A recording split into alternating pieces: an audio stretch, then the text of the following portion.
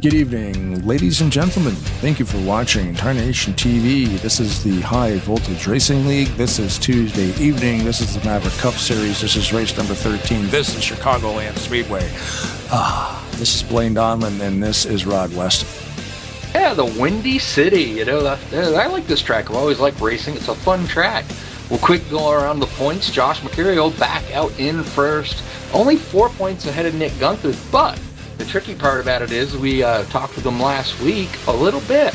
A lot of these guys up there in the top 3, I'd say, are going to be missing races. So that, you know, that makes it a little harder on the championship. But Jack Merkel, yeah, I don't believe he'll miss too many of them. He's back there, you know, last week's champion back there in 5th spot. He doesn't mind if they miss a few races. That'll get him back right up into the hunt of things. Hasn't had the greatest year of that, but hey, like I said, have fun at Chicagoland. I love this track. It's a kind of a fun track to run on. So I have a night version of this track that I use in my looping videos in the background. Do they race here under the lights, or is that a fictional thing? I believe that's a fictional thing. I don't think they ever did get lights on here. Currently, right now, they're not running here. They actually went to the road course last couple of years. So I don't know. I've heard rumors that they may be coming back to here. So, you know. I didn't know that. So you're talking real Cup Series. They go to Chicago, but they go to the street course. Yeah, they did that last 2 years. They've gone on to the street course, and I haven't even checked the real Cup schedule, so I'm not really sure if they are going to be there or not. But you know, it's unfortunate that they don't run here. But it's a great facility. It's one of the, you know, they call it the cookie cutter. It's a D-shaped oval, and the backstretch is a little bit weirder than the rest of them. It's not straight. It's actually got a curve to it, just a nice subtle curve down the backstretch. So it's a, you know, a little bit different style of track, but it's a flat track. So, you know me, I love me some flat tracks. Yeah, and you know, when I get in there and I'm using these tracks for the videos and stuff, this was always the night version anyway that I use in there looked pretty cool, because whoever created the night version, actually I guess I can put that hold screen on right now. Which one would it be? This one here, probably. We'll just look at the schedule for a second. So there it is there. You can see the flash bulbs going off. I always thought that was a really cool, I've never really seen that on a night track anywhere, but that in the background was Chicagoland for a second. And I always thought it was neat. They had, when you're in the race, there's flash bulbs going off in the stands. And that's a thing I've found now, like in sporting events, we've lost that because people have these high definition cameras like your cell phones. Oh yeah. There's no flash bulbs anymore. So that always looked so cool, I thought, the flash bulbs. So our in-race reporter tonight is Josh Mercurio. Josh, you got Rod and Blaine in the booth live. You got a copy? Yeah, I can hear you. That was a pretty interesting conversation about flashing. I feel like the flashes, we have lost them. They were part of the ambiance of sporting events that, you know, up to the glamour factor. So I agree with you. It was a neat little ambiance, you know. It's something you never knew you missed until you go back and like, why does that old footage look so cool? I'm like, it's because there's flash bulbs going on. Now, rumor mill has it that this track has some significance to you. We'll let you elaborate on that if you like. Yeah. I mean, this is the track that I grew up going to. My dad would take me here to the Cup race, and back then, I mean, 2004, 5, you had to buy season tickets. So we would go to the NASCAR race, and then 2-3 months later, IndyCar or kart time would come. And so, yeah, I've just got a lot of fun memories here of Hope and Dale Jr. would win races and figured out IndyCar and all that stuff. So I always love coming here. That's funny because, yeah, we're just talking about the track and how I didn't know, but they switched to the Chicago street course. They don't come to this track when they go to Chicago in real life anymore. So how long did you go to the races for? Were you still going up until they stopped coming here?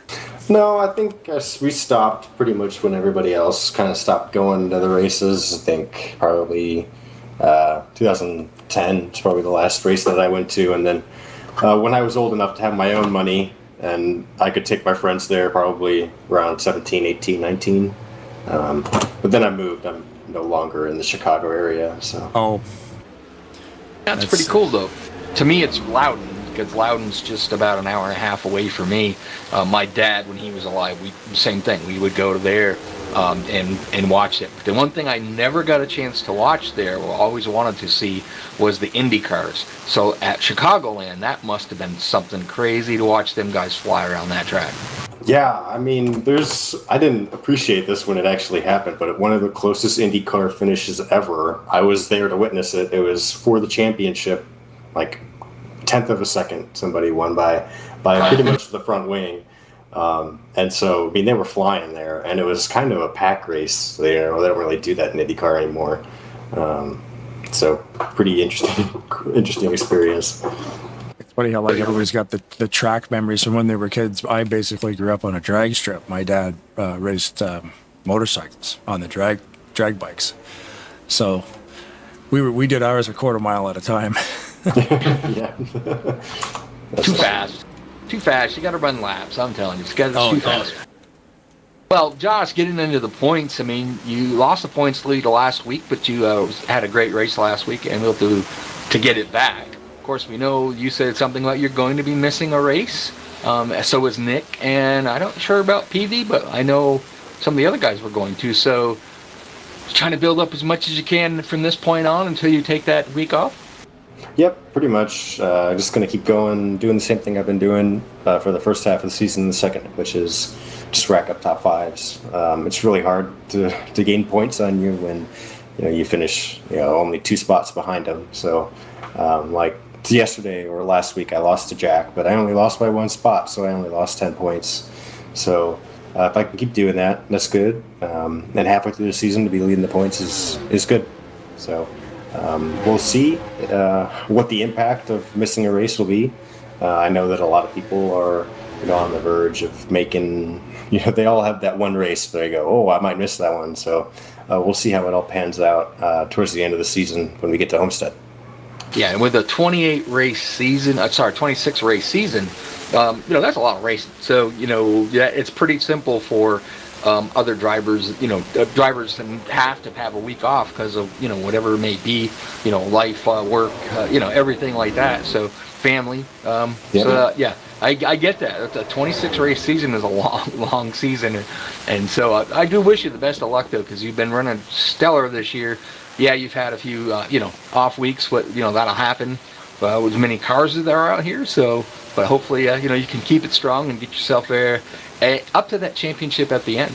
Well, I hope nobody forgets, but I did already missed one race this season, Daytona. So I'm already out here, up at the top, and so we'll see. I think some of my competitors had some bad luck, but I'm pretty confident in my chances here. So, of the races that you might miss, are any of them like favorites, like tracks you're really strong at? Because I feel like you'd be giving up some easy points if you missed one that you were strong at. I really like Indy. I just really like the rhythm of racing at Indy. I think a lot of people hate it for that reason. So that's one of them that I'm kind of on the fence of missing.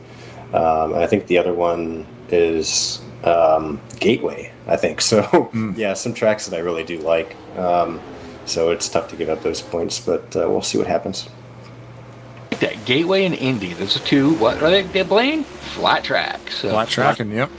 That's the kind of tracks that I like. If they made a flat track series, I'd be there in a heartbeat. Yeah, well, actually, I'm excited about the second half of the season because I think the 1.5 miles have been my pain point, and we've only got one in the second half, and it's Homestead. So I don't have to worry about it anymore. It'd be just flat tracking and short tracking and road coursing. Well, that's cool. Well, we're going to let you get down there and get started there, buddy. So thanks for coming up and talking to us. We might grab you under a caution tonight. We'll see just how busy we are and how busy you are. So good luck tonight, and hopefully we get a chance to talk to you later on in the top 3. All right. Yep. Hope to talk to you soon. Yep. Good luck, bud. Thanks.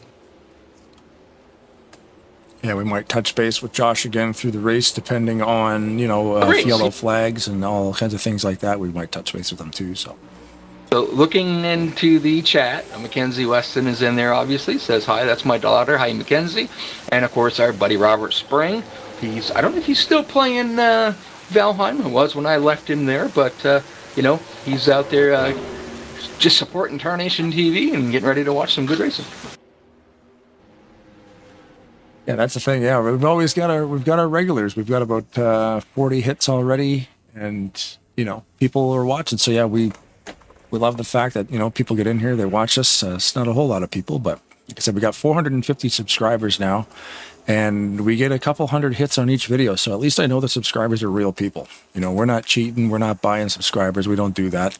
And it's cool to see the views on the videos are pretty consistent with the amount of people we actually have subscribed to the channel. So that's super cool. We thank you guys. Of course, we thank Maverick for bringing us in, and of course all these drivers that show up. Again, we got a full house today. Again, 42 guys. So full track, lucky race number 13, 100 laps this evening. I didn't think of that. Gridding up now. Think about yeah, and I got booted, but yeah, the first thing, I just got a little, you know, I can't do your trick. I don't have a piece of paper to do it. Got a quick note in that if Merkel wins tonight, did you realize that that's going to be 3 in a row? Oh. Yeah. Nice. And we'll go through the drivers and the countries that they're coming from.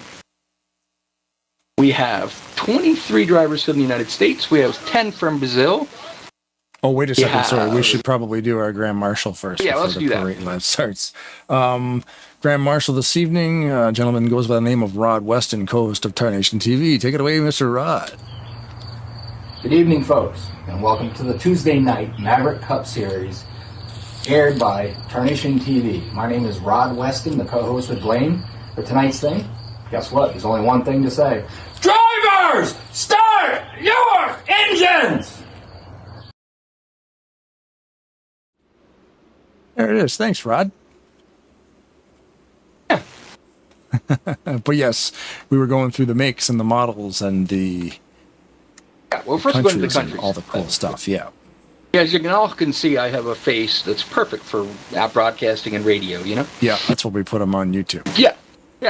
All right. So anyways, we have 23 drivers from the United States, 10 from Brazil, 2 from Venezuela, 1 from Argentina, 1 from Colombia, Ecuador, and Mexico. There's 1 driver from each one of those. There is 8 Dodges, 8 Fords, 6 Chevrolets, 5 Cadillacs. So I'll tell you, Josh Imperial is getting them Cadillacs in there. We have the 5 Lexuses, 4 Toyotas, 2 Kias, that's the Snyder boys, and 1 Honda. That would be the Honda of Keith Hughes. Good old Keith. This one of these days, somebody else is going to rock a Honda. I always drive one, but of course I'm up here. So we're green. Josh Mercurio is on the pole there. RJ Bishop on the outside. Pablo Vitor, and then Keith Hughes, Jonathan Peavy, and Hart right there in the 6th spot.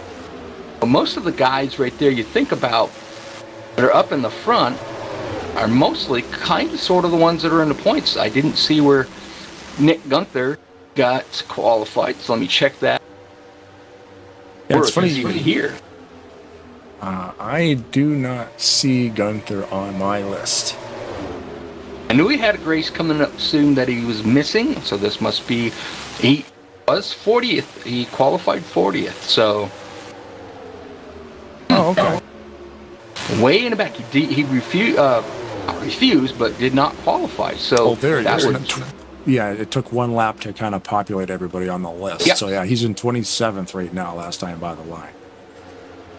Jonathan Peavy being up there in the front, you know, and he's going to want to kind of being way in the back. I'm surprised that he didn't qualify here, but there again, some drivers have tracks that they're not really fond of, or some that they are fond of, and just depending on, they've raced here. Most of these guys have raced here quite a bit, so they know the track, they know what kind of sort of to expect, and what to expect with the drivers around them. So sometimes they feel better. Just almost got taken out by the 25 there. Got a little loose on the bottom. Made Nick do a little bit of a maneuver to get around him, slowed him down just a little bit, but he kept it straight and kept going. The 25 was Martinez, I believe. Carlos Martinez. B. Looks like we're under caution again. Under caution, yeah. Just noticed Peninsula. I hope I said that right. winking out a little bit. So that's a beautiful, that 94 car, the X-side kind of colored car. That's a pretty good combination. It looks pretty good. Yeah, Carlos got a little bit loose. He was actually able. Yeah. Wow, everybody got around him. Nobody touched him. But then that caused some cars to spin out. But he actually never. He saved it, and everybody was able to get around him, and they spun out. It's a And reactionary, reactionary wreck. Mm-hmm. You know, Great you saw driving by Carlos Martinez in the 25. That was awesome. For not to lose that thing, especially on cold tires. And Cody Lamas, just where he was, he really kind of, had to put a little bit more wheel in it so that he didn't hit him, and that's what caused him to over-rotate the corner. Mm-hmm. Looks like we got Brian Wolf in the chat tonight. Fluid Studios represent. Of course, Brian was the first words out of his mouth every single time. Rod, are you live? Yep. That's only happens every once in a great while, so. Some pretty hot looking cars here. These guys are going to take some pit stops nice and early. Some cars, anyway. I forget how the tire wear is. We're granted, we don't know. I know, Chicagoland is not a super tire eater like, Dover and stuff. But I know there can be an advantage to having tires. But we also don't know what, I didn't go out and take laps around the track. So I'm not sure, whether if it's gripped up, sometimes that wears tires a little bit more. We could talk to Mercurio about that. Okay, well, let's grab him and find out. Hold on. Yeah, that's some of the stuff we always ask our in-race reporters is, tire wear and stuff. I wonder, he did a bunch of qualifying laps, I do believe. Josh, you got us live on the air? Yes, I can hear you. Curious about tire wear. That was one thing we forgot to mention. Oh, yes. So, tires are hot. Tires wear out. I think this is going to be a decent amount of fall off. The right front was not happy after about 5-10 laps. I'm only out here because I like track position. Otherwise, I'd really love to be down there getting new tires. So. Right. Already, even only 6 laps in. Yep.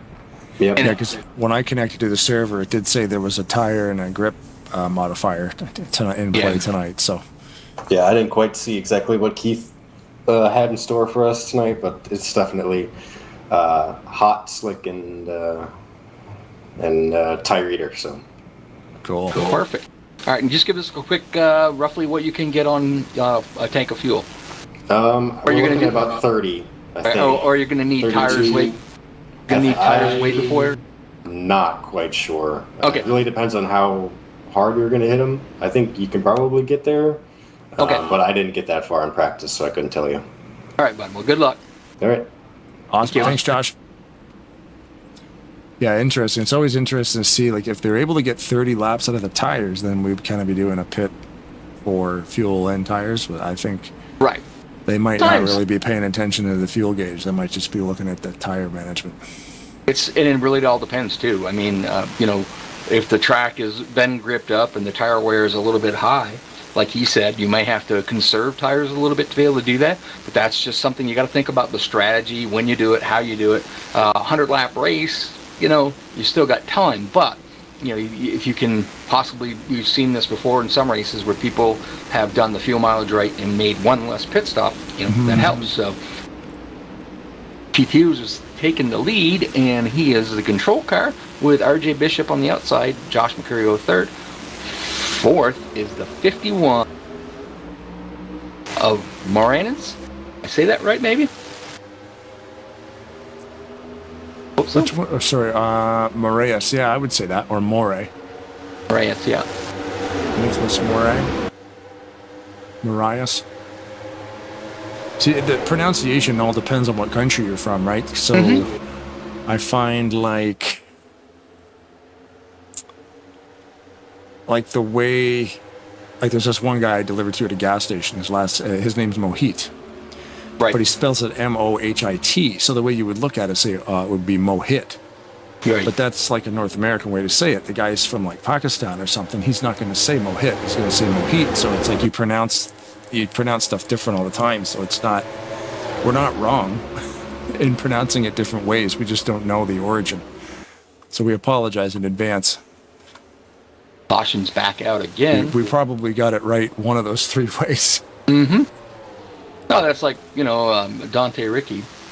I call him Richie just because the only person I known with that last name was Cristiano Ricci, so I figured that's what it was, and it wasn't. So he said it actually originated as Ricci, but then they changed it because there was like too many Riccis or something, so they switched it. It was a competing market with theirs that sold the same thing, so they changed it to Ricky to just establish them as something different. Mm-hmm.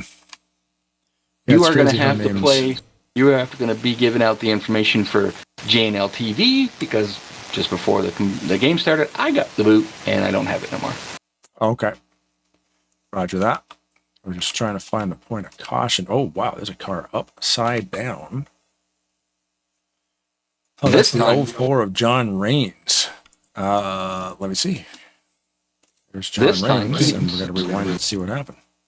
So this time Keith Hughes and Josh Mercurio, 11 laps in, decided it's time to come get tires. They didn't want to be in the back there, but that which may or may not put them back there. It depends on how many other people do.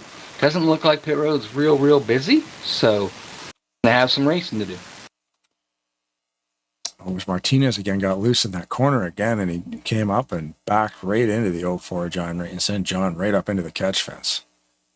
That's a shame so early. That car went for a ride. No surprise, Hart's in the pit road. Seen him pull that pit road strategy of getting tires and using it to perfection there a few races back. A track that I forget what track it was exactly, but he was able to run right through the field, right out and take the lead and just run away from him. Unfortunately, later he got on equal tires and he was equal with him,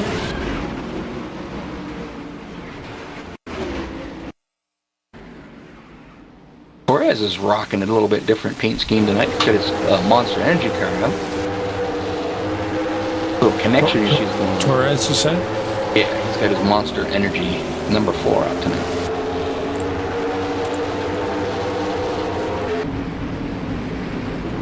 Oh yeah, he looks like he's having a bit of an internet connection issue. Yeah, that's why it caught me on him, because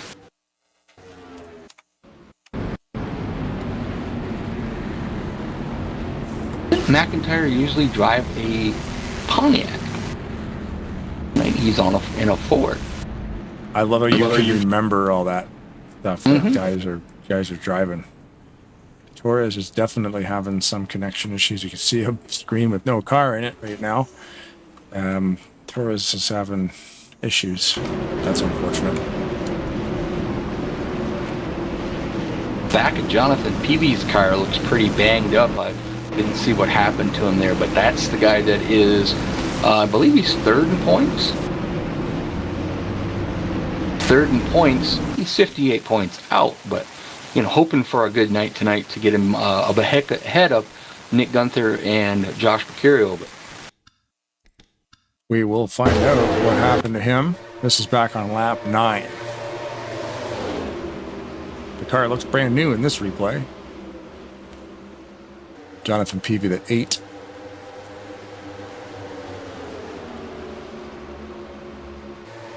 Because he's definitely lost some integrity on the back of that car. Oh, he went in way too high. Yeah. Or way too low or way too hot and got around into the wall. Overshot the turn, got loose. And the gas tank took the brunt of that. Ooh. Watch the replay of that over there on the broadcast. He almost got into the back of the 51, and he did take Noah Hart up there with him. We are back green. Just talking about the guys that, we talked to Josh Mercurio about it. He restarted back there in the 19th position, so where he does not want to be in the middle of the pack. Of course, that handed the lead over to RJ Bishop. I do not have our GNL TV. I don't think he's pitted yet tonight. RJ Bishop has 0 pit stops. So does Nicholas Moraes right behind him. Okay. But Pablo Vitor and Todd Wilson, Paulo Vitor, Michael Norman. Everybody has at least 1 pit stop except for Moray and Bishop. And they are your 1-2 right now. You're seeing Paulo Vitor go around the outside of him with those fresher tires. Yep. It may only be a couple laps fresher, but that's the difference between tires. So tires are going to, play big dividends But I think you'll see, in a roundabout way, it'll work out pretty good for RJ Bishop as he's out towards the front. As long as he doesn't take too many hits, you know, it's kind of one of those, should work out pretty good for him.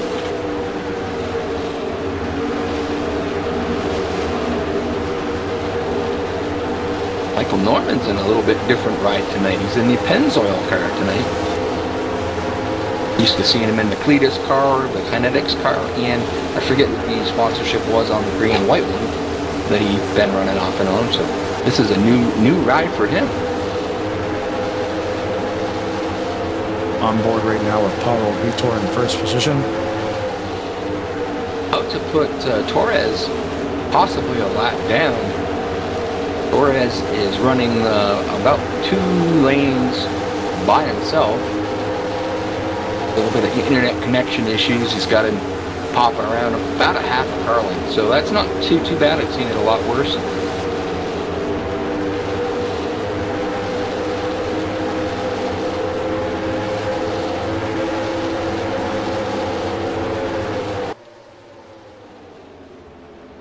Taking a little quick. A lap down. Matthias, is it Matthias? No, maybe not Matthias. Galdino, how do you pronounce your first name? I want to say Mathus. I love some of these names. Carlos Martinez as well, John Rains, Jorge Pachon, Noah Hart, Carlos Mendez, Lucas Garcia, Christian Torres, and Lucas Kennedy all off the main lap. And the top 30 are on the lead lap, so that's good. A quick look at the drivers that had pitted. Keith Hughes is leading the charge of those drivers that have pitted. He's currently up around the 10th, 11th, and 12th position right now. He's working his way through traffic, so those tires are definitely, making a big difference. Looking back a little bit further here, I think Josh Mercurio is back in the 15th spot, trying to make a pass on Nick Gunther. He, I think, is probably being a little bit more conservative on the tires. Keith is, maybe charging a little harder to the front. I think if this thing goes green for a while, Mercurio might be in a good position just because he's not burning up the tires as much as Hughes is right now. That, you can see there that 51 is fading. He was at the front row. That's Nicholas Murray. And he has not pit yet at all. So him and Bishop's in 6th, but he's Nicholas back. has fallen back to about 19th right there. You think about it for a minute. If he can run, maybe, let's just say we go another 6 laps, 10 laps, and a caution comes out, and he goes down and pits with everybody else. Yep, caution's out. Now, if everybody in front of him pits and he goes down there with them, now he's on equal tires. Yeah, it's good timing for that yellow because he'll definitely be coming down. Mm-hmm. And the way that the frequency we've been seeing these guys heading to pit road, I would imagine he's going to have some company. I would imagine probably most everybody will. The only thing I think that might do something different, I don't know how it would work out either, but you take maybe Hughes and Mercurio and only do 2 tires. Maybe some of the guys do a 2-tire stop, so you gain the track position and you still have decent tires. It may not be a great net gain, but kind of sort of like RJ Bishop did by just staying out. It was a net gain for him. I mean, yes, he was the leader and he lost the lead, but now he's coming down 4 tires equal to the rest of the guys. He can, go out there and he'll stay near the front now. Pit lane is now, I saw the flag man. Red flashing lights and a red flag. Switch over to green, so here they come. Pretty much everybody.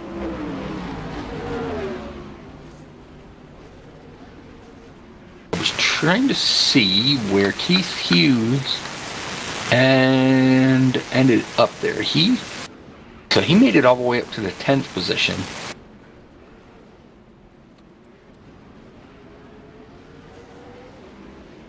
Ooh, some crashes on pit road. Pit road is about blocked, and you don't want to be in that back portion of there trying to get through. It blinked out and came back.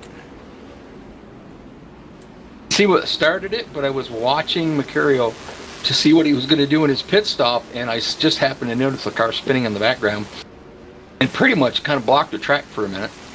Yep. What we like to call a brouhaha. Yeah, that's it. This is now a party. R.J. Bishop is on equal tires with everybody around him and in the 8th position. So, yeah, you know, it wasn't a gain per se, but he's now up near the front. I don't remember where he qualified. Let me check that real quick. Number 16 of Pablo Suarez coming down the pits right now. Matt McIntyre right behind him from first place here. Suarez was able to stay out and lead a lap, so that's cool. Got the bonus points. That's a sweet looking car too. Which one is that? The 16.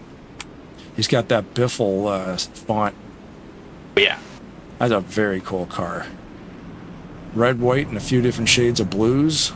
Yeah, Very that's simple, pretty cool looking. but effective. That's cool. I like that.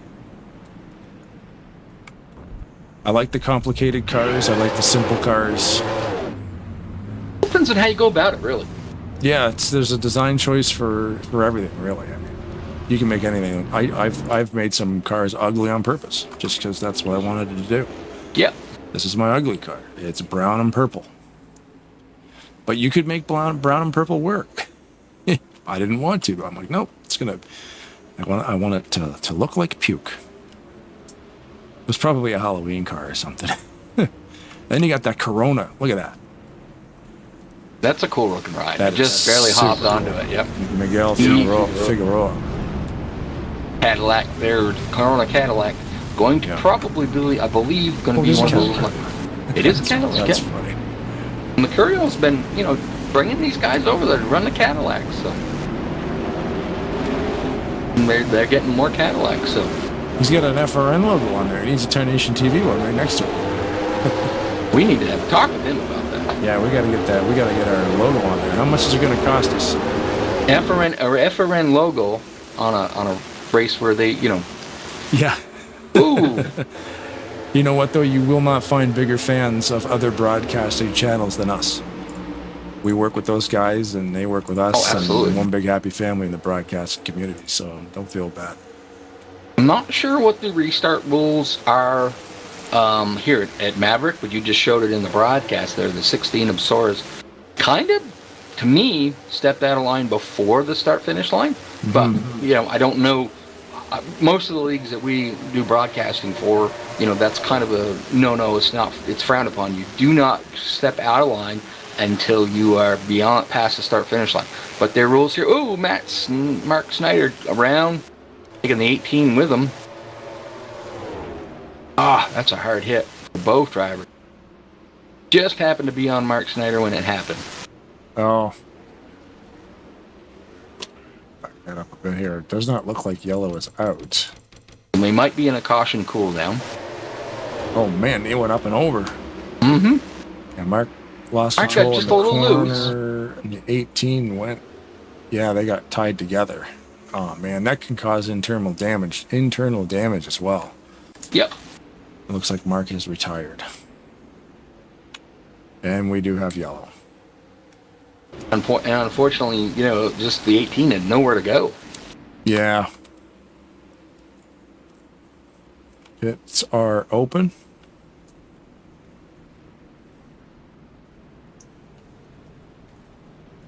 No takers from the front. Vera, the 61 of Vera are taking the first ones out of the front to take their trip down pit road. Jack Merkel, and it looks like Todd Wilson in the 68 driving for Papillon tonight, also down pit road.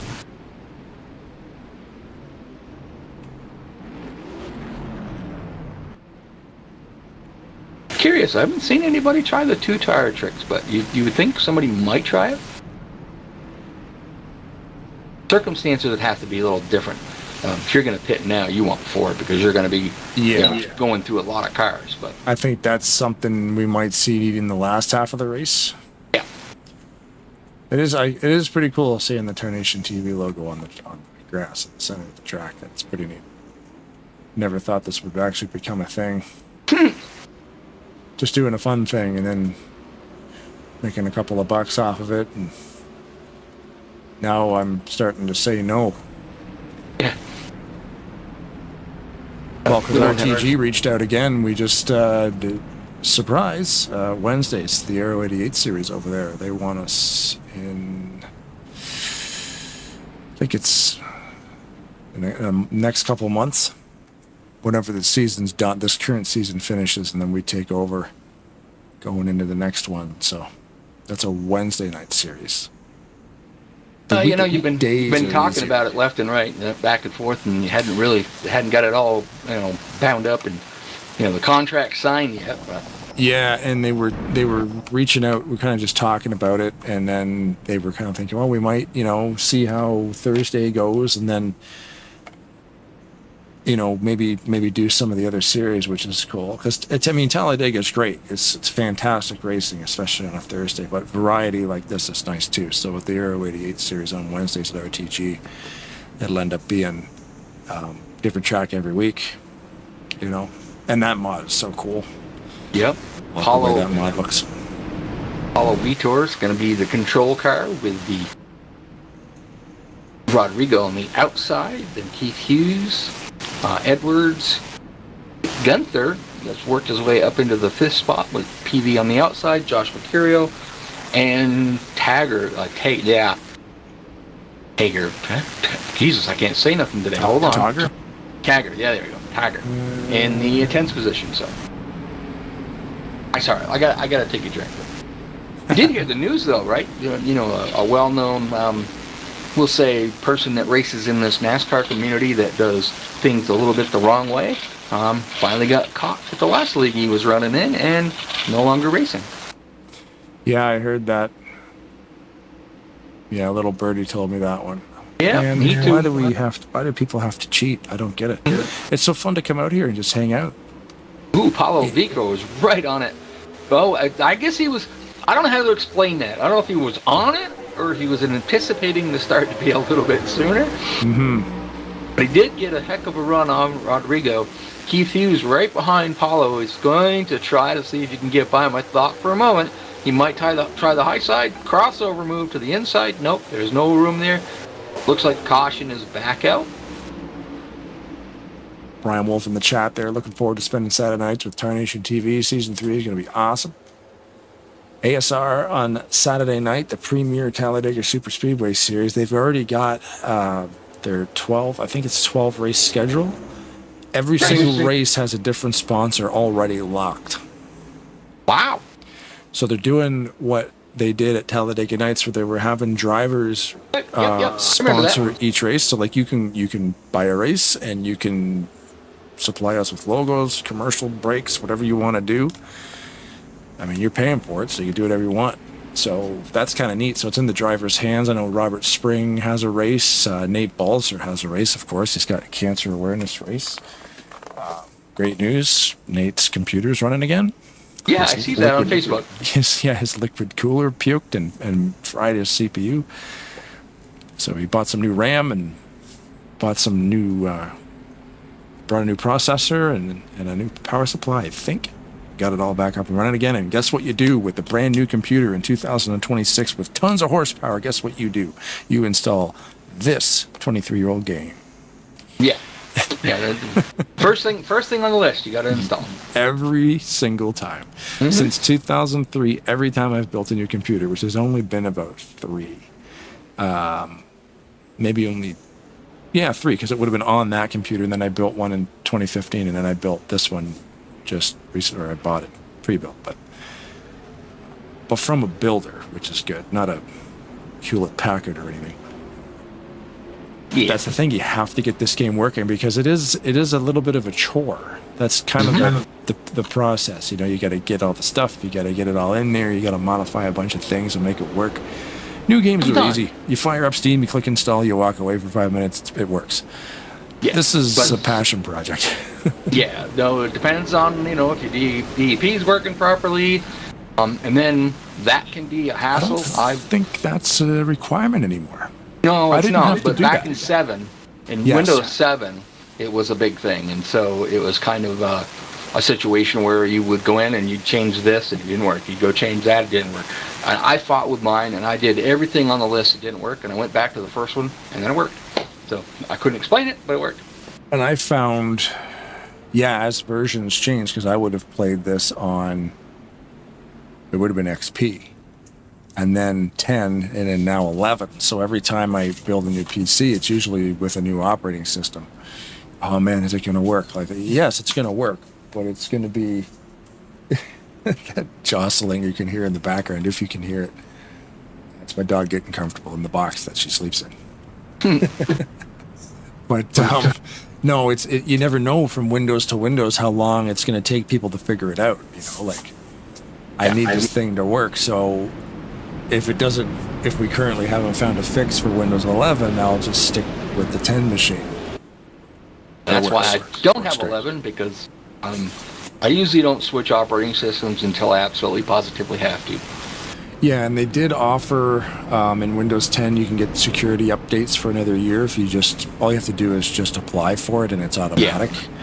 Yeah. So at least you're still secure till 2026 October. But I mean, I'm running Windows 11 now and it's fine, but you do have to do a lot of stuff. Trust me, I know a little bit about the Windows 10 issues. Yeah.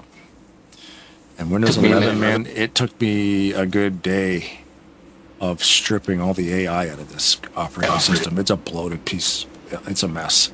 So Alison Rodriguez decided to stay out. I'm not sure about the 47. I think he might have as well. But you're starting front row. Boy. Yeah, 46. I don't want to try to pronounce his last name. Johnny Fatasa. Fatasa. Okay. He did not get a very good start. Yeah, Alison Rodriguez was right on it. Yeah, it looks like Johnny kind of just mistimed the pedal press.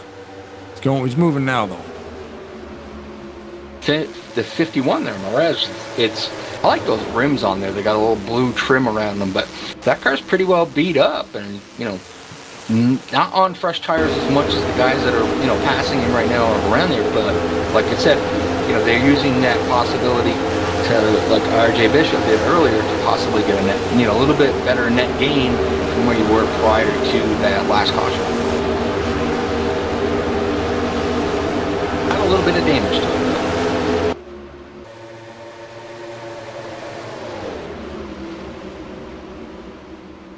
So Mercurial managed to make it through all that traffic that he didn't want to be through. Currently running right now in the third spot, running down Alison Rodriguez and Jonathan Peavy there. Peavy is one of his teammates. Peavy's car is a little bit beat up, but he's got fresher tires than Allison, so he's going to just go around him on the outside. I think I was just going to say, you're going to see Mercurial drop to the bottom and go on the inside.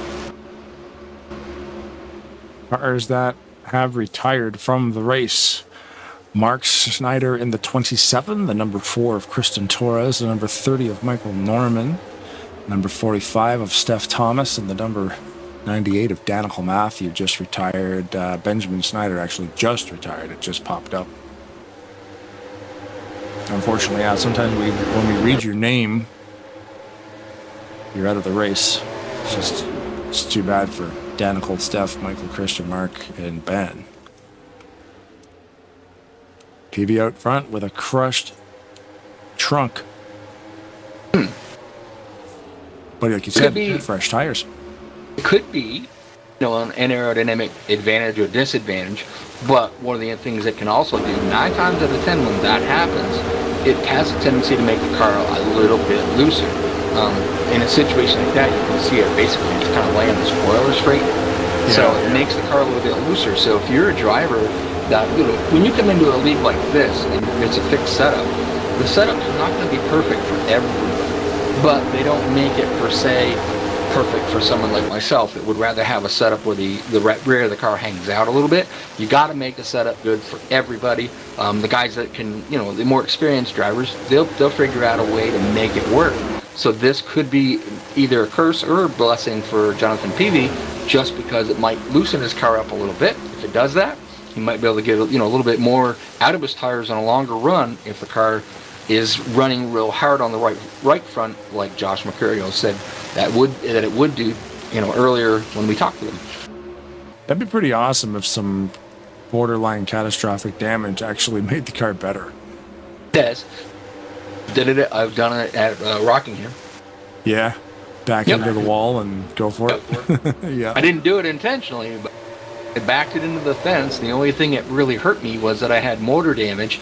But if you go to the rock and you have, like, I think, running basically the expert setup, the high groove is a lot slower way around, but you do not wear the tires out.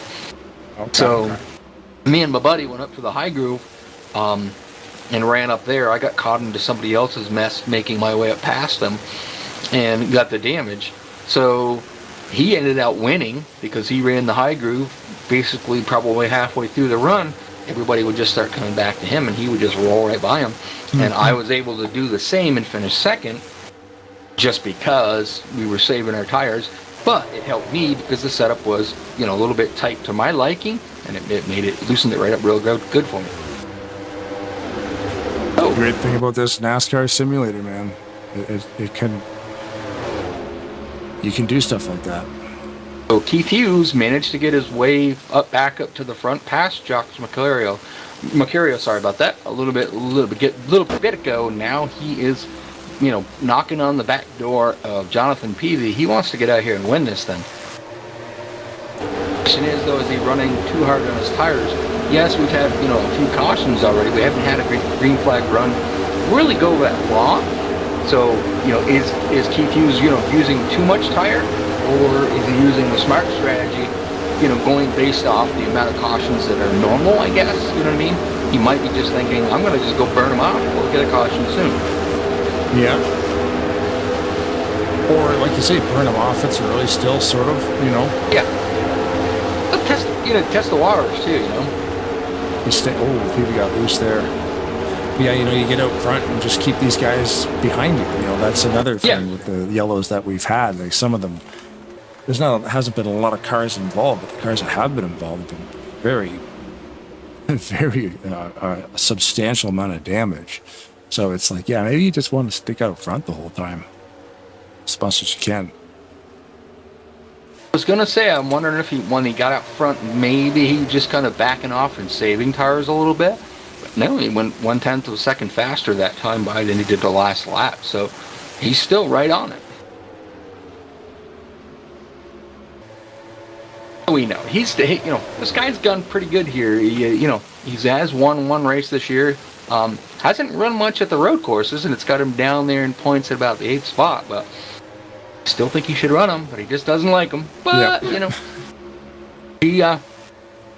he does really good here. I think he's the guy that, I'm not 100% sure, but I think he might be the guy that makes the setups. I think Tauger was the one that does the track modifications, if I remember correctly. I'm pretty sure, those are Benjamin's right-hand men when it comes to modifying tracks, and you can see that some of those billboards are blank. I'm surprised they didn't have something on there, but I say Tauger, it's Tate Dorsey. That's the one that does the does the track modification. So apologize for that, Tate. Yeah, Tauger's like, oh, do I? A lot of leagues have those good guys that can do that stuff. We're very familiar with John Godfrey's work, but Tate Dorsey's does the same thing. And I remember Mexico. We had him up in the booth because he finished in the top 3, and we were talking about it. And the track 5 days before, the track didn't even exist. He basically kind of took one of the Mexico tracks and jumped right into it and made it what it was. And the curves on that thing were crazy, but it was it was awesome. He did a great job. It was a good race on that track. And hats off to the guys using that software, because that Sandbox is the name of the software you use to build tracks for this game. So the software kits are free, but man, I've heard horror stories about that thing. It's really hard to make that thing work properly. So you literally have to save everything. Like every 2 minutes, you're saving from scratch every time. Because if the thing crashes, at least you only have to go back 5 minutes. It doesn't have an auto save. It's old software, right? So we are under caution again. Just checking on Jack Merkel, currently in the 9th position. Why do we check on him? He was last year's champion. Currently sitting 5th in points, but just not had the great season as he did last year. By the halfway point, he was, I think about 200 points up on everybody, and he's just had a lot of bad luck this year. He's tried a few of the go to the back and go to the front, try to kind of things, and just the 17 just disappeared. Yeah, 17 was the reason for the yellow, I believe.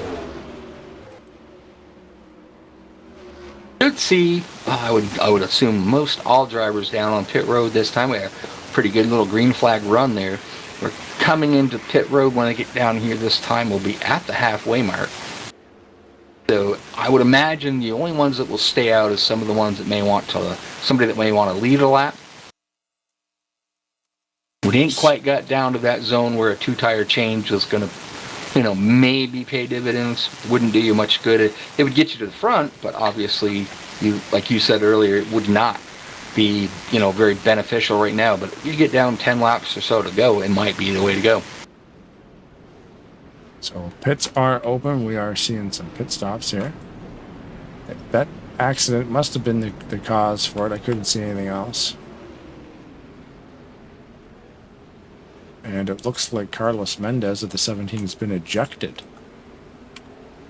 It's showing me that he was ejected.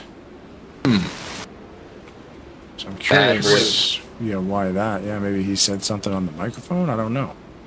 We're not in that room. Yeah, can't confirm why. Because the car went off the track at a turn 2 down and below the line into the wall. So the yellow came out, but it wasn't obstructing the racing line, so I was kind of curious as to why. And now it's reporting that the 17 has been ejected from the race. So that's interesting. I'm looking at the chat. Joseph Landy Pavillon puts down Merkel and Mercurio may be Maverick rivals, but they will team up for the United States in the WCNR. So I'm not sure what that is. I might need a clarification on what that is. Well,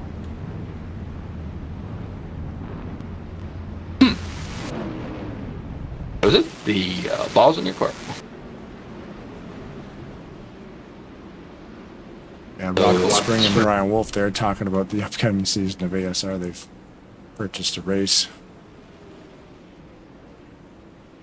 Keith Hughes was the first one off pit road. Mercurio on the outside. Nick Gunther, then Tate Dorsey. Jonathan Peavy. Todd Wilson in the 68 for JLP. And Jonathan Peavy. And then I believe, let's see what, 6666. To figure out where they are here because the scoring is somebody hit as we all up here. Yeah, the first couple laps are always a little bit iffy. Allison Rodrigo worked out for him. He's right now currently in the 8th spot. Zachary Hall, in the 9th. I said say 8th, but I keep looking at it. It's kind of messed up a little bit. But pace car is taking the trip down pit road. The control car is Keith Hughes.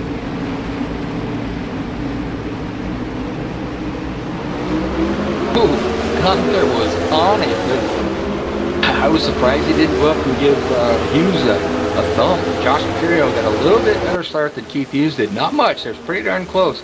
But Gunther, he anticipated that start perfect, but he had nowhere to go when he got going there. And he's not running my favorite paint scheme. And if you were around last week, Yep. it's so funny when I said that because, ooh, PV is sideways and saves it.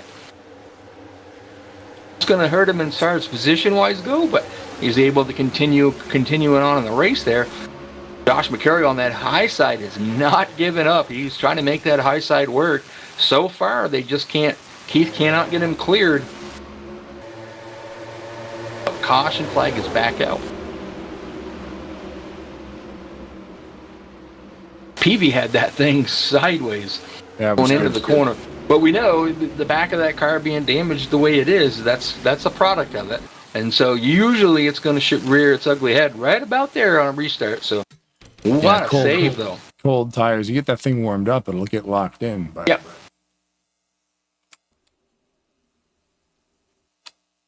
I don't believe we'll see the first few cars hit, only because other than PV, because PV may have to go down and get 4 tires and a change of underwear, but you know, other than that, I think the guys up front will pretty much probably stay out there, unless, you know, fuel strategy or tire strategy wise, they think, well, you know, I can go one more stop from here, but I don't think you'll see too many of them want to go back to the, you know, the back of the pack, because, you know, if you're 10th, 11th, and everybody in front of you goes and pits, you just pitted, you're probably going to go up there into the front. So they're probably, I believe they'll stay out and run a little bit further along before. Just looked over and that McIntyre had a little bit of an issue there on that caution. He's cruising into pit road with a left front tire flat. yikes. I guess if that's going to happen under yellow is the best time. Absolutely. So as you can see from our schedule here, not next week, but the week after. So next week we have the day off here at Maverick before we begin the second half of the season, which goes back to Daytona again. Of course, that'll be the night race, a little bit shorter. And Road America, Indianapolis, Montreal, Richmond, New Hampshire, Atlanta, Watkins Glen, Talladega, Gateway, Martinsville, Phoenix, and Homestead to end out the season. Yeah, the Road America race was a pretty good race last year. All the road courses were pretty awesome. I'm looking forward to Montreal. Just Yeah. You know, I don't know if it'll be a great race over here or not. That I don't know. But I do know Well, we're going to find out. It's a technical track. You know, it's not. You know, I always say, you know, Sonoma is kind of a, or you know, Watkins Glen, not Watkins Glen, sorry, Sears Point or Sonoma has always been a track that's you aggressively finesse. You know what I mean? You got to be a little aggressive on that track. It's more, you know, drive it a little bit more like you would at a, you know, a short track. And trust those blind corners. Some of them you can whale right through there. Right. It's like, but do I have to slow down? Like once you get the hang of it, you make it smooth. It's a lot of fun. Watkins Glen is more of a high speed. There's more high speed runs in it, but it's more of a finesse. You know, good braking. You don't run it so much. You know, you got to be aggressive with it, but you got to be running it a little bit more, you know, with more finesse than you would like Sears Point. Road America's got some long straightaways on it, and some really tight spots at the end of some of those straightaways. I think it's turn 5. It's a left-hander. You're coming from a long way down to try to get into that corner, and we've seen a lot of drivers just miss that, go off into the kid leader for a little while there. So, and then they call it Canadian Corner. I forget the number of it, but it's the most northern point of the track. It's the closest to Canada, so they call it Canada Corner.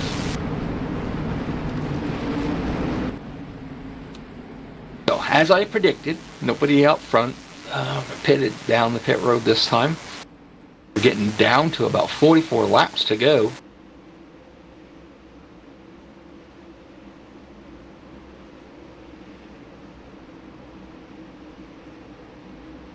Keith Hughes next to Mercurio, right in the restart zone there. You can see it painted on the wall. And away we go. Reading chats.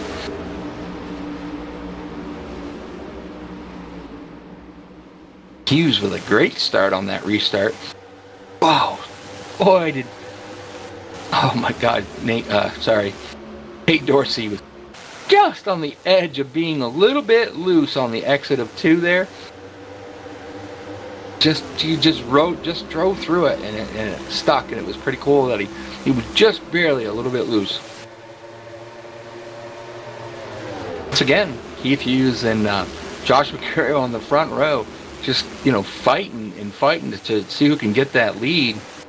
Unfortunately, I think, you know, Mercurio on the high side is eventually going to lose out. Hasn't made it work yet, but he hasn't given up on it. Yeah, and I mean, if he's comfortable running that line, just run it. But yeah, you can see there. Oh, do the old nice switcheroo on him. crossover. Yep. Didn't lead that lap, but it was a great move. Now he's on the bottom where you would rather be. Oh, little bit of the apron wiggle there. Hit huge, little loose through the middle of the corner, killed some of his off the corner speed. You can see Nick Gunther gaining a little time on him there. And Josh hit the apron a little bit too, I think. So they both kind of got into the same scenario. I think you see Curio just say, all right, well, this is getting silly. We're running, a little too hard on these tires, trying to race that when we still have, 40 laps to go. So I think he just backed off, and, the discretion is the better part of valor there. Just, we don't need to lead, he'd like to lead them all, but if Keith wants to run that hard, just let him run that hard.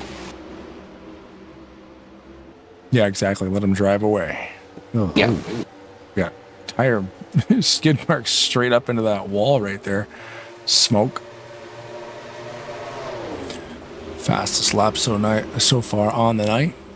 30.051 seconds. 186.336 miles per hour, set by Carnby Edward. Just went back a little bit there, back in the fourth spot. Looking at Todd Wilson just to see how he was doing for Joseph Landy Pavillon there. And he, off the corner too, just clipped the wall a little bit. I would imagine, setup's probably just a little tight for him. He pushed a little too hard off the exit of the corner. Just clipped it. I don't think it hurt the car much, but kind of just slowed him down for just that little bit. Benjamin Snyder is at it. Looks like it's still pretty clean. Yeah. Benjamin Snyder in the chats. He's ready for a full blast. Oh, all right then. Well, hey, we're stuck to the side of the 68 of Todd Wilson. Let's go for a ride. We'll shut off the microphones and ride with Todd for a couple laps. Thanks for watching Tarnation TV.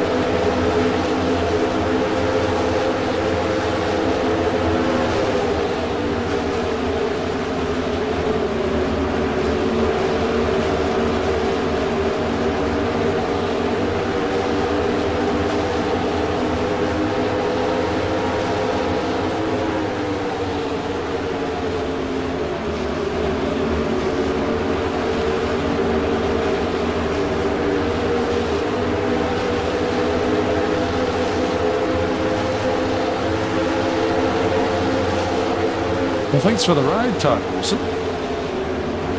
Riding along with the 68 there. You guys had her cranked up.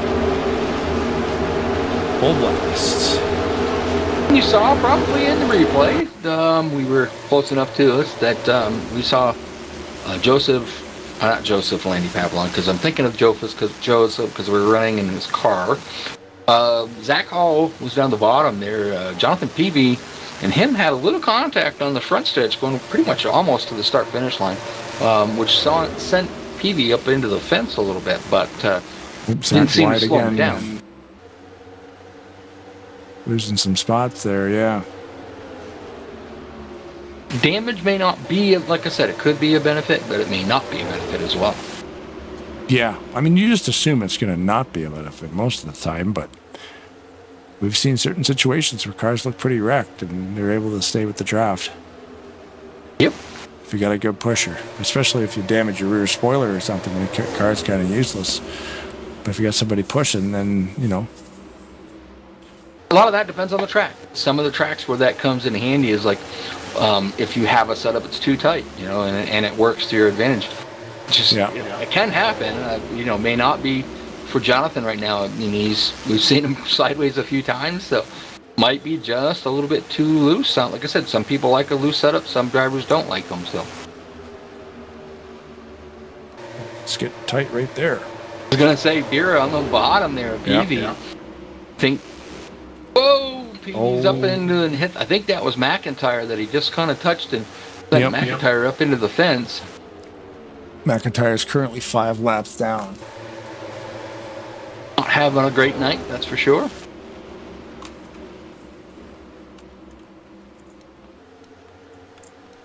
Keith Hughes in front.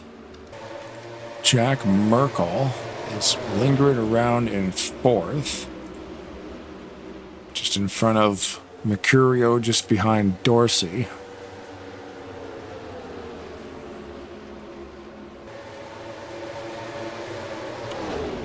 And this is pretty, like you said before, it's pretty much set up with like the leaders and the points are sort of leading the race. All these guys are those top runners. You know, they always finish so consistent, but stuff's always changing up there too. I mean, Mercurio only has the lead on the points by like 4 points over second place. Mm-hmm. So, it's, you know, when it's two guys think alike. I was just getting ready to do 10th up to the first place. You started at the first place and started going backwards. Weird how we think alike, you know? Yeah. Merkel in the fence a little bit there off the exit of 2. There's a lot of cars using that whole thing there, yeah. It's just, the setup's just getting a little bit, you know, tight. And, you know, when you're racing, you know, you want to try to beat that guy. So you push it a little bit more till you step over the boundaries, basically. So you're not going to know when you do until you hit the wall. And when you do, you just hit the next corner, back it off a little bit, and keep it going straight. I think that corner, too, gets a lot of use. Yeah. That wall gets little taps all day long. Tate Dorsey's currently running in this 3rd position. Jack Merkel's trying that outside groove to see if he can make his way by him. Looks like he's going to get a good run off the corner this time. Yeah, that was a wicked run. Probably Tate a little bit tight on the bottom there. You know, had to lift a little bit so that he didn't drive up into them guys. So that would be my, you know, assumption of it. But he lost 2 positions to Merkel and Mercurio there. Now, Merkel, I think they might have fresher tires than these other guys because they're just rolling that high side on them. You know, just Keith Hughes is the next victim, currently running in the 2nd position. I don't know, we got looking at something else, but, you know, Nick Gunther worked his way out to the front here, then running around there for a little bit, started way in the back tonight, managed to do the right strategy calls and got himself up to the lead, so that's pretty good for him. But, you know, don't want to look in that rearview mirror. You know, the strategies used, probably the tires on Merkel's car a little bit better. I think he's going to see that nicker at number 24 kind of get a little bit bigger in his rearview mirror. Especially when it's winding down. That's where you want to be, in front of everything, right? Yep, little note from Benjamin there. We did the broadcasting for the whole season last year. We do know that Nick Gunther has won races here, but he is currently winless this season. We talked with him about that last week. Looking for that first W over the year to help him out a little bit, and just has not had the season that he would like to. But right now he has about 21 laps left to go to make that happen. Like I said, just got to turn that rear view mirror off, because Jack Merkel is right there behind you. Yeah, push your M key. You actually can turn it off. What's that? What's your mirror? Yeah. M for mirror. Push it a couple times and it will disappear. And the M key is how populated you want your mirror. Yeah. Yeah. And Roll just have a cage is mirror fine. that's looking out the back of the car, or you can have the roll cage, the rear window, all of that stuff, the spoiler and everything in your way. I race in the cockpit, so I have never really been, Gunther, onto pit road, Yeah. green flag pit stops. Gets her down below 50. He's pitting near the back. Keep it locked onto him there. This should take him the rest of the way. I'm thinking 20 laps to go. Yep. Now, what he's just hoping for is that there is no caution. He wants to come in, get his 4 tires, get out there on them 4 tires, and make up some time on, Jack Merkel and Josh Mercurio there, and then have them guys pit, and him being, hopefully, you would hope, too far out to catch. But Yeah, guys are coming down. Pits are closed. Yellow is up. I was just gonna say, I thought I saw the yellow flag, and it was moving things around. Of course, when you jump out of NASCAR, everything stops. So I had to get my mouse back over there to find out. So that's not good for Nick Gunther for sure. So Ballard hit pit road when it was closed. He'll get a penalty. Only advantage That would be okay for Nick, though. He won't have to go back down. No, but the next question is, did he stay on the lead lap? Oh. Be my concern. So Nick, far, it says yes, so far. if he stayed on the lead lap, he is a hero. As long as he stayed on the lead lap, remember, he was the leader when he pitted. That's the best position you could possibly do that to be in when that happens. But I don't think it's going to happen for him. But if it did, that would have been awesome, because he comes out front, and he's going to be the leader with fresh tires. So I can't find a point of caution. you got to look for a Dodge missing something. The debris. Yeah. I don't see... Oh, maybe it was the 04. I'm He's just moving thinking pretty slow. you got to look at the driver that needed it the most, and then after the race, go find out if they still have some of their roll cage padding. Right. That has happened before. Robbie Gordon at Loudon threw out some of his roll cage padding out of his car to get a caution. Oh, jeez. Yeah, it will look weird. Debris caution. Didn't work well for him. Yeah, I don't see anybody around out here. Huh. Interesting. Okay. Okay. So, luckily for Nick Gunther, Yep. I'm watching it for a minute here. I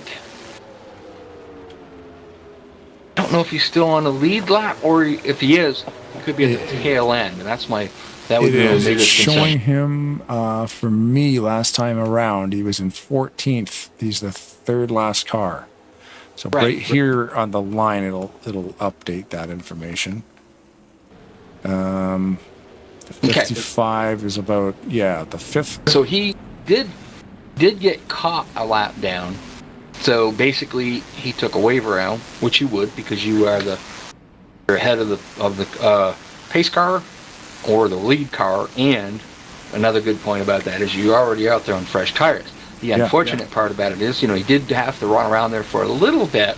So the guys that just did pit are going to have even fresher tires. So he might still be able to make it up. We're getting to be about, getting close to the 15 to go. So now's the time for him to go out there and just use up what he's got. Again, I mean, I'm looking at Keith Hughes is on the outside of him. Yep. A lot of drivers didn't pit. No. Because I was expecting this to kind of put him back up into first, but they're sitting 13-14 right there, the 55 and the 82. But if they're on fresher tires than these guys in front of them, might pay dividends, especially if it goes green for a while. Yeah. I'm thinking like they can get to the end now. There's only, 15, 16 laps left, so it's just not really the track position you want. But so you got some obstacles. We're focused on the 82 here. He's already walked by a couple of them. And yeah, driving one of the other Cadillacs, teammate to Josh Mercurio there, gave him a pretty good push to get him out in front of Jack Merkel there. So that helped out and was able to, not quite, he's so close to clearing Jack Merkel a little bit there. That put Josh Mercurio back out front. Josh Mercurio back out front. Cadillac of Peninsula. Right behind him, Jack Merkel. There's a crossover in Peninsula. Most laps led tonight, 38 by Keith Hughes, currently in 10th spot. 13 by Paolo Vitor. No! A bit of contact in the corner between Jack Merkel and Peninsula, and he's around. Tarnation TV curse catches him. I was talking about it, and he got I would say Jack pushed up a little bit. Keith Hughes involved in a wreck. Oh my. I think there was some more that happened after the situation. I was still watching Peninsula there. And Paulo Vitor got clogged a couple of times. He was up in the fence a couple times. See there, he's in the middle. Accident happens in front of him, nowhere to go. Gets punted right there, rolls over a couple times, lands, gets hit again.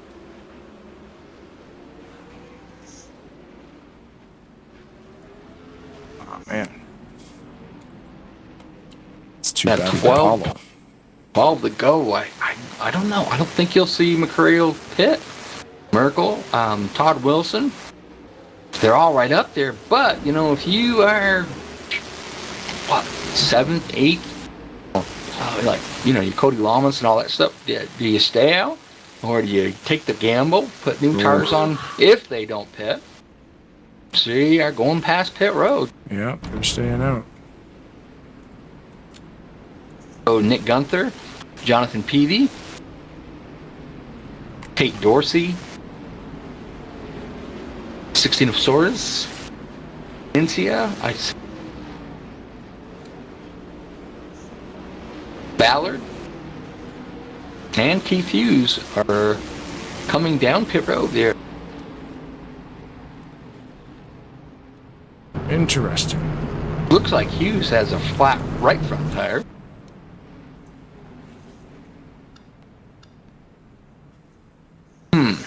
And Mercurio and Merkel with Todd Wilson all stay out.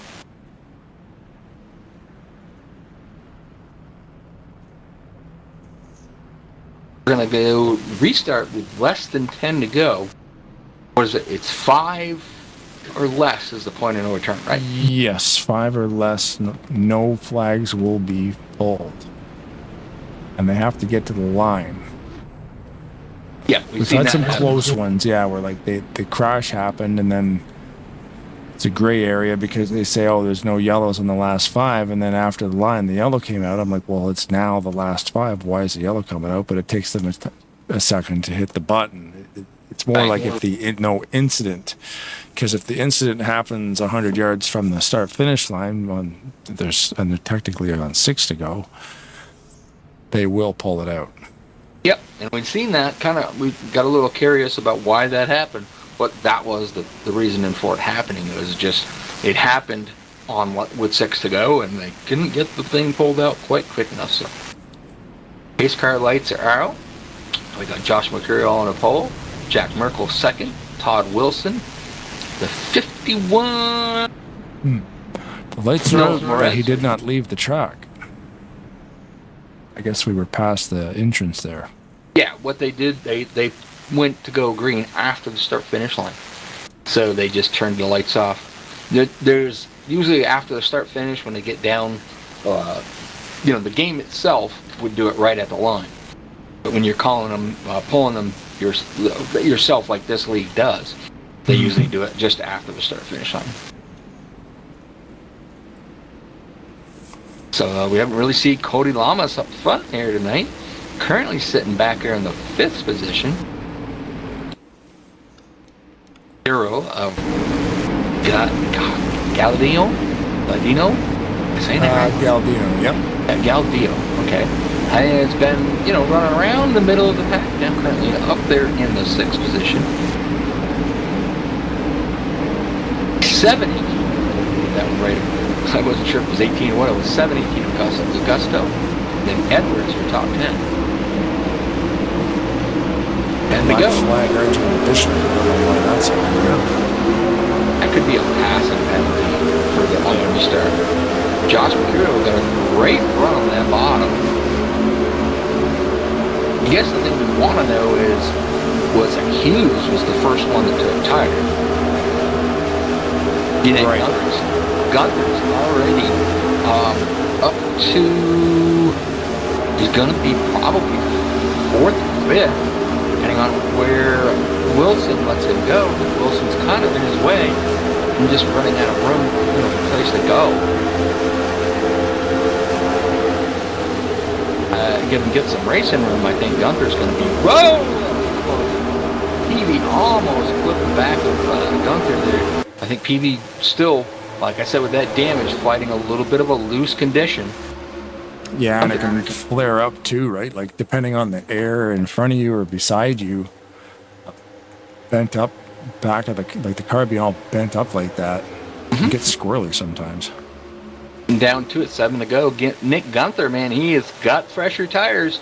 He's faster than the guys in front of him. Just got nowhere to go right now. Yeah, just locked in. Just got past Todd Wilson there, and now I think you'll see him probably duck underneath Cody Lamas here. Making that All those happen. guys racing for position. And that's what Nick Gunther wants to see. You guys go up there and race, burn your tires up. He's there with fresher tires. I think this is going to be Nick Gunther's race to win. Doesn't need a caution right now. He needs that thing to go green at least until we get 5 to go. Jack Merkel making a wicked, I don't know how he did that, but he got a really good run. He backed the corner up, I believe, and got a really good run off to pull out in front of Josh Mercurio. But now Gunther's got a new problem. Keith Hughes, also on fresh tires, has creeped up into the inside of Gunther. That's not going to help him out on his trying to win a race. Tate Dorsey's got the best seat in the house. Right now, watching these guys, the 4 cars in front of him. Ooh, Tate Dorsey gets a little bit tight off of 2. Clips the wall. It killed his momentum. Cody Lamas is starting to run him down. Doesn't matter how wide they make these tracks, they're going to use them all. Oh, yeah. Scraping the paint off them doors. Mercurio, our in-race reporter. You can see, yeah, Gunther there beside Hughes. Merkel is in 2nd place. I've been focused on him just because he focusing on that car in the middle gives us a wide angle of all the cars around him. 3 and 4 are on fresh tires. They're battling it out. Unfortunately, it's not what they want to do if they want to get up there into that top 3. Battling it out, that's not going to allow them to get by the guys in front of them. Yes, they have decent tires, but not as good of tires as them guys behind them, as we hit the line with 3 to go. Yep, we were within 5, so we will not see a flag until the white comes up. Now, can those fresh tires turn and get underneath Merkel? Can Keith Hughes make it happen? Ooh, he was close. He didn't hit the wall, but man, I'll tell you what, I wouldn't have wanted him in a mosquito on that wall, because he would have got rubbed off. Real close. Josh Mercurio still out front. Jack Merkel 2nd. These guys are on a little bit older tires than the 2 cars behind him. Love a good tire race. Merkel kind of goes to the bottom, defends just a little bit. Traffic. Unfortunately, yeah, I was going to say traffic's going to play a part in it. Ooh, Josh, Keith Hughes got into the back of it. Merkel just a little bit. Nick Gunther taking a look. Keith Hughes kind of blocking his travel. Got 2 laps to go. Should be coming to 2 laps to go this time by.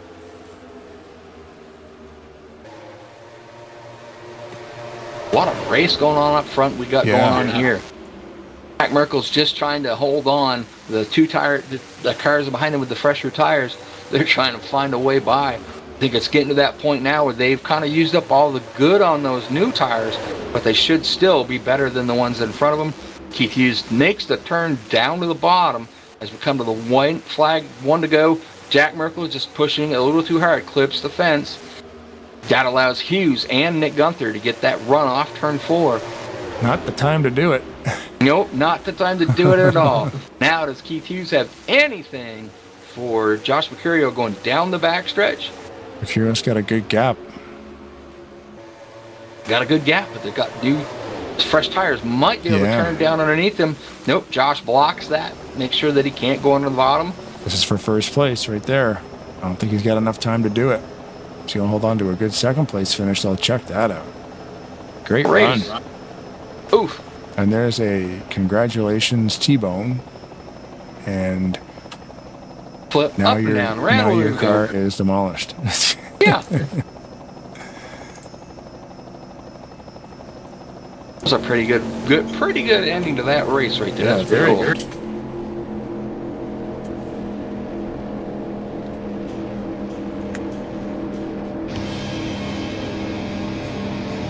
Do something I don't normally do. That's save the export.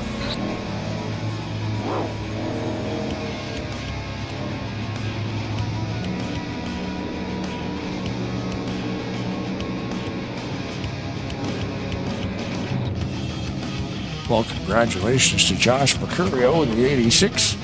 He's going to burn it down here eventually. Looks like he's going to do the burn. Yeah, there he goes.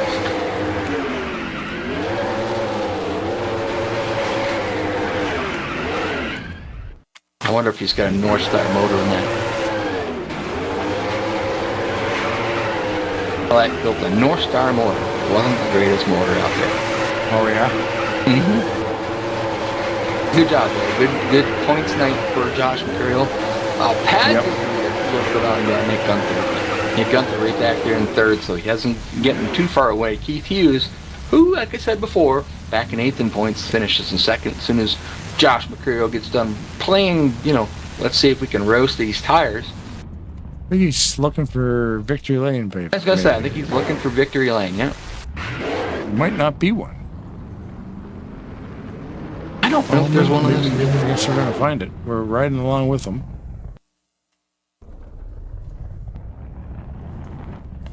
Some track builders will hide a victory lane sometimes.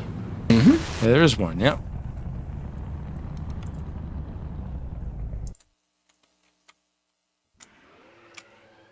Got to burn it down on and going into victory lane as well. Tropicana, that reminds me of the one qualifying session they were out there, or qualifying or practice, I don't remember. And they had the big old Tropicana balloons out there. And one let go and out on the middle of the track. Oh, yeah? Yeah, I believe it was qualifying if that happened. It was kind of neat. All right, let's see if we can find Nick Gunther here. They did it again. They moved him on me. Nick Gunther, you got Rod Blaine in the booth alive. Do you got a copy? Let's make this quick. I'm really angry right now. Come on, man. You were doing good, thanks, though. Nick. We'll see you next week. Yeah, thanks, Nick. Yeah, no, I thought had high hopes for you there with those fresh tires on there. It just didn't seem to quite work out for you. But at least you only come out 3rd. Yeah, I feel like I got stripped away from the lead again. That's kind of crazy how we just can't seem to keep it together. I'm trying to look at like how I don't know how late that caution was called, but I know it's been inconsistency all night long. I'm trying to figure out like how long did it take for that pace car light to come out, because I'm just watching the lap 81 wreck now, because it's okay, so it's been about a few seconds now. 6, 7, 8, 9, 10, 11, 12, I don't even know why I'm counting. It's so long. 15, 16. it still hasn't happened yet. I'm already in pit road. And it's been about 25 seconds, like 28 seconds. 28 seconds to decide whether or not that was a freaking yellow or not. Even though Keith and I were in the pits, and we're trying to get some strategy going, and then of course, I don't know, man. I guess I'm cursed from the lead. I don't know what to say. Well, I thought the strategy was good. If it had gone green, definitely you would have come out with fresher tires, and obviously, blistered around there for a bit. If it kept green, it's an unfortunate thing that happened. You ended up having to go kind of about mid pack. You still, because of that, you were still there, but you worked your way up through pretty decent. Decided to pit late with and get some fresh tires, and that was I was kind of hoping that you'd be able to get up there. Unfortunately, Keith Hughes, also on new tires. You guys got a racing. Probably took 4. I took 2. Oh, you only took 2. Okay, that makes sense. The right run. Well, I was just kind of thinking that, you guys with the fresher tires, you'd be able to go up there and have something for Mercurio and Jack Merkel, and it just didn't, it didn't pan out for you. I thought maybe you guys both took 4, and, Keith Hughes got racing you, which, kind of hurt you guys from being able to pass the 2 cars in front of you. Yeah, I'm kind of annoyed with him as well, kind of like chomped me off there at one of the final runs there. I mean, he timed his bump perfectly. I can't get mad about that, but it's just annoying knowing my situation here where I thought for sure that, after 26 seconds, they would just lay it off, because apparently there's been a thing all night where they've just been ignoring multis because the 17 called an accident that shouldn't have been called a multi-car incident. So that's what started the whole boy who cried wolf nonsense the entirety of the time. So I can't really blame it all on, Jack or Keith or whoever else is running the goddamn show. It's everybody else that's in the field that just don't know how to take accountability for things, and now it just lost the trust throughout the field, calling the cautions, and it just made everything into a complete mess, and it ended up affecting me and Keith's race, unfortunately, as the scapegoats. All right, well, obviously we'll make this short and sweet for you. We'll give you the chance to thank anybody and everybody you'd like to. The floor is yours. Yeah, first I want to say sorry to my folks back at Fortnite Squad Racing. They delivered me a very fast Mopar Dodge Dart today. They've given me a very fast Publicis Group Dodge Dart. I got to thank my folks back at my agency and my job for giving me the opportunity to go sim racing each of these days, because I know IT jobs can be a bit 24/7 when it comes to on calls. Thankfully, we don't have that. We thank Square D for being a good part of it, of course.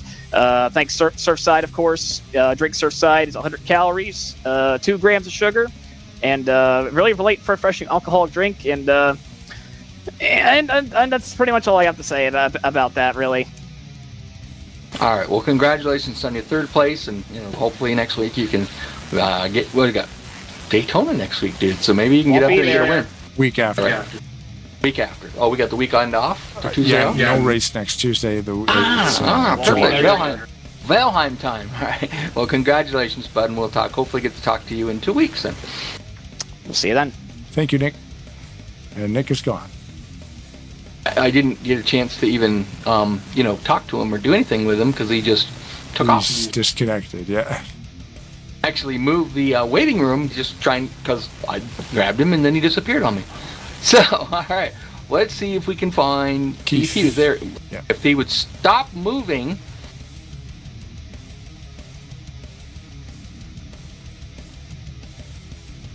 All right, Keith Hughes. Got Rod and Blaine live in the booth. You got a copy? Yep, I got you. All right, playing TeamSpeak tag there. I was trying to catch you, and you guys kept moving, jumping around a little bit. Couldn't get a hold of you.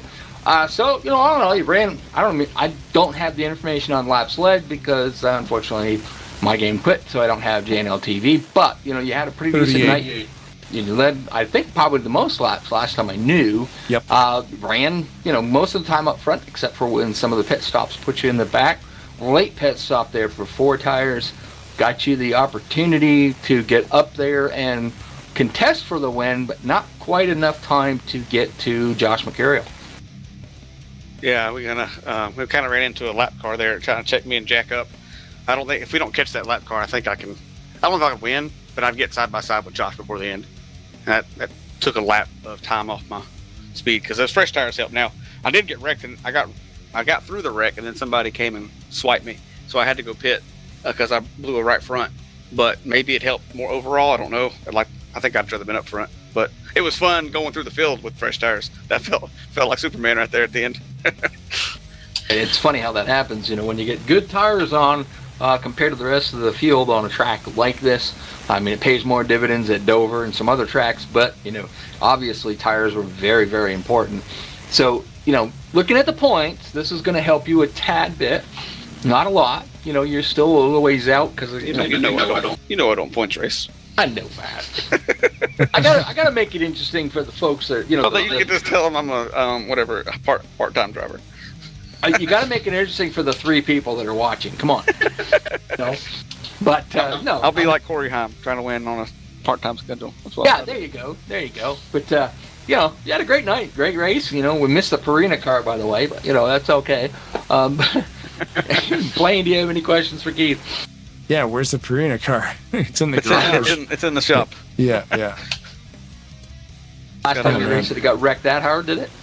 Yeah, we'll say it's at the vet. How about that? It's at the vet. At the vet. I was going to say, or part of the Purina car and just put your cat's face on this one. I got a 4th cat now, so I got to add it somewhere. Maybe on the back. I don't know. Oh my gosh. I don't know where I'm going to put it. So now I can't run it till I have a 4th one on there, right? Because that'd be favoritism. That'd be funny if the cats had YouTube channels, so they'd be like commenting in the comments. Oh, God, don't give him any ideas. Yeah, or go 82. Sorry, go 82. Yeah, that's funny. Oh, God. But yeah, man, it was an awesome race. It's a great track, too. Lots of space out there. And you guys crank up the tire grip a little bit, so that's always fun because the tires start falling apart. Let's see. Yeah, so I had 38 laps led. Josh had 17, and Paulo had 13. Yeah, so if you ran a few of those road courses, you might be right there in the points. If you keep talking about that, when we talked about this. I know we did. You can tell your fans they can expect me not to care about the points. Just come out here to have fun. Nick was the biggest climber. Nick Gunther, he started 33rd, finished 3rd. Yeah, he started way in the back and made his way up through there. And Michael Norman was the worst, but he fell out because of internet issues. Oh, that sucks. All right, buddy. Well, it's always a pleasure to chat with you up here, especially after the race. But we need to do it with you in Victory Lane. But I'm not going to complain that Mercury will beat you either. We're going to disqualify Josh's race tonight, and you can interview me next week, so I'll be the winner. Okay, there you go. Very good. So we'll give you a chance to thank anybody you would like to. The floor is yours. I'll just thank y'all, and I thank family at my race, and just had fun tonight. It was a great race. I think we did pretty good for the most part. I think a couple green flag runs, a few pit stops, not a full, but I liked it. Chicagoland's fun to me, and this is a kind of a newer version because it's a little wider, like the actual track. NR's version is a little narrow. This one gave us a little more room, but it's like according to Google, it's more accurate. And so Tate did a good job on that. Don't tell him I said that. Don't tell him I said it. I complimented him, but okay. It was about 4% difference is what the track difference is, all the way around, like wider. Not much, but enough. We won't tell him because that was a brand new track y'all got to show off because it was the how do you find accurate Google Maps type track.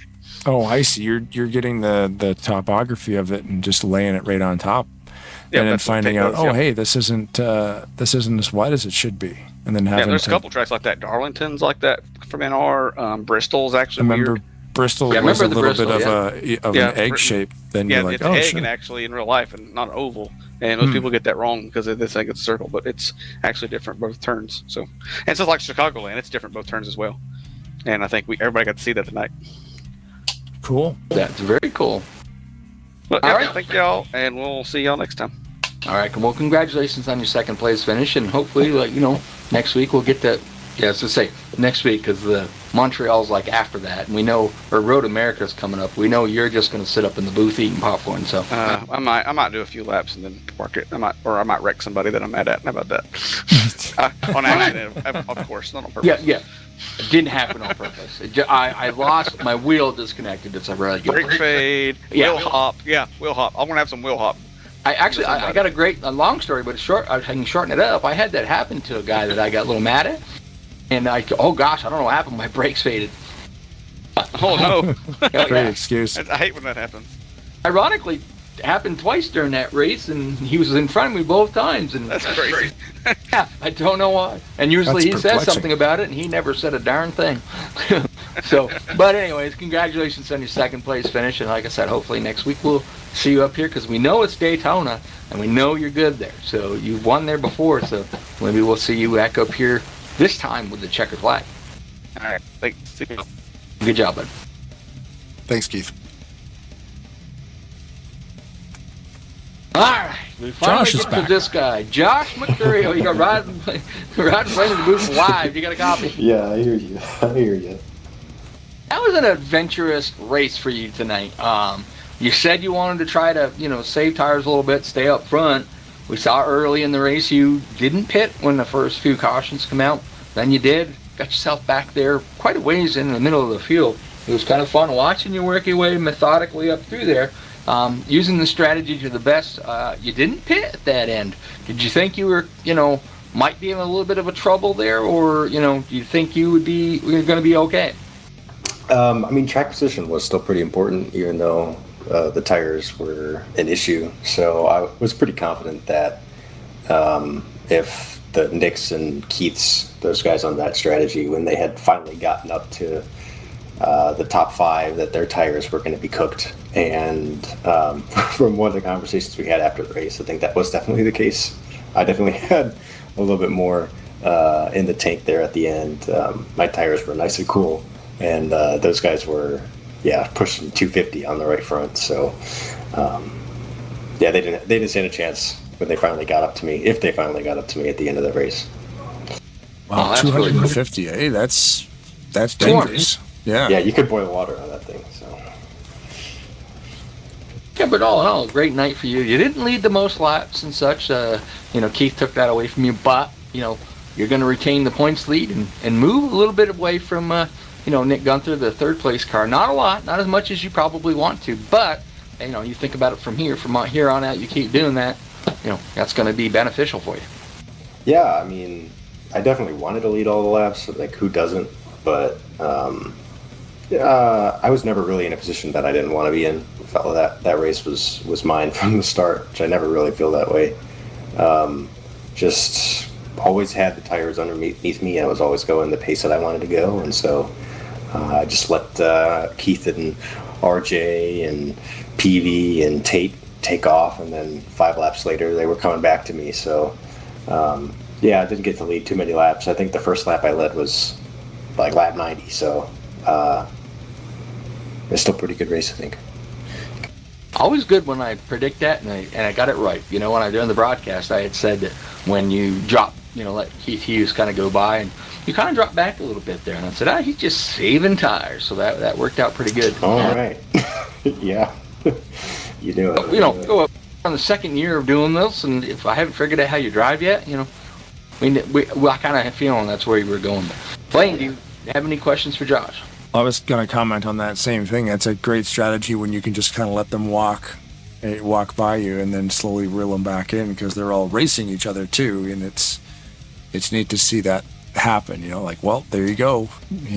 Let them go by and let them do some racing, then reel them back in, and here we are.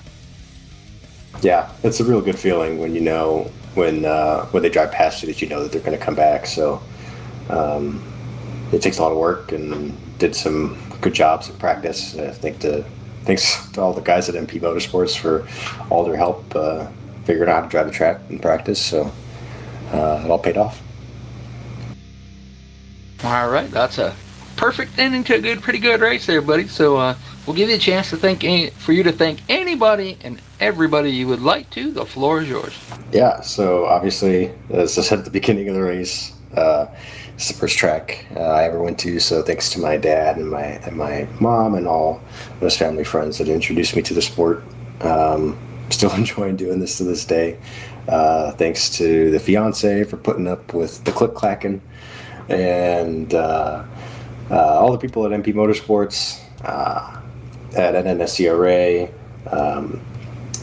Tate Dorsey for making the track, Keith for putting the setup together, Ben for hosting it all. I'm always amazed by what this NR 2003 community can do. I got to take part in a race at Fast on the brand new Coronado Street Course this weekend.